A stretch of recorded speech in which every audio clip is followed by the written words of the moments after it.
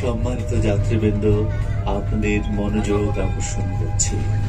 কিছুক্ষণের মধ্যেই আমরা ফরিদপুর স্টেশনে পৌঁছে যাব।